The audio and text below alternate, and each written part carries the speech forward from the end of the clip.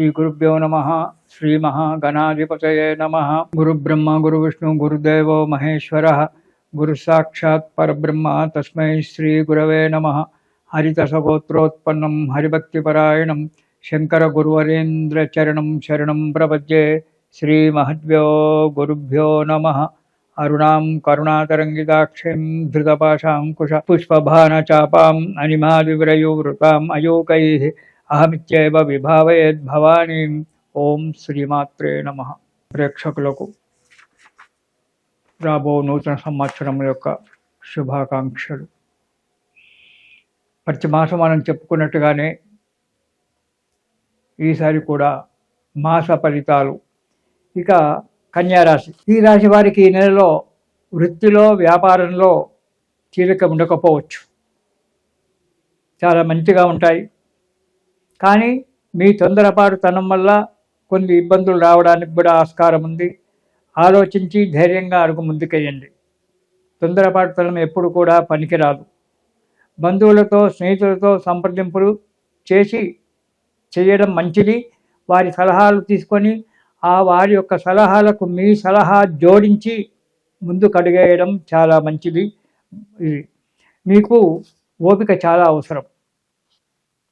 కన్యారాశి వారికి దేని యందు కానీ తొందరపాటుతనం పనికిరాదు. ఏ కార్యక్రమం చేసినా తొందరపాటు పడకండి. అనవసర ప్రయాణాలు చేయవలసి వస్తుంది. కాబట్టి ఆ ప్రయాణాలు చేసే ముందర ఆలోచించి ప్రయాణాలు చేయండి. ప్రయాణాల విషయంలో చాలా ఆలోచించాలి, జాగ్రత్తలు కూడా తీసుకోవాలి. ప్రతి విషయంలో ఆలోచించి జాగ్రత్తగా అడుగు ముందుకు వేసినట్టయితే మీకు అనుకూలమైన వాతావరణం ఏర్పడి మీకు మంచి సుఖంగా సంతోషంగా ఉండడానికి అనుకూలమైన వాతావరణం ఏర్పడుతుంది. ఇక కన్యారాశి వీరికి 1వ వారంలో, జనవరి మొదటి వారంలో ఎప్పుడు భయం, అది కూడా అధిక భయంగా ఉంటుంది. కొంత డబ్బు నష్టపోవాల్సి వస్తుంది, తప్పదు. కుటుంబంలో కానీ బంధువులతో కానీ పోట్లాటలు జరగడం అనేటువంటిది ఏర్పడుతుంది. కాబట్టి మాట్లాడేటప్పుడు వాక్కును కంట్రోల్ చేసుకొని ఎంతవరకు అవసరం ఉందో అంతవరకు మాత్రమే మాట్లాడడం చాలా మంచిది. అనారోగ్యంగా ఉంటుంది, జాగ్రత్తగా వహించండి. అధిక శ్రమ కలగడం వల్ల అనారోగ్యం ఏర్పడుతుంది.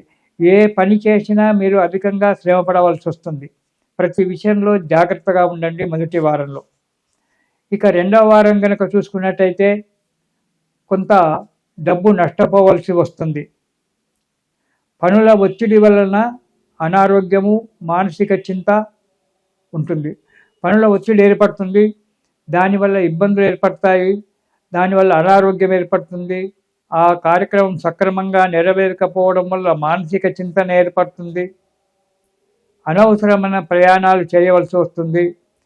లేదా ఆ ప్రయాణాలు మానుకుంటే పిచ్చిగా ఆలోచిస్తూ వృధాగా కూర్చోవడం జరుగుతుంది.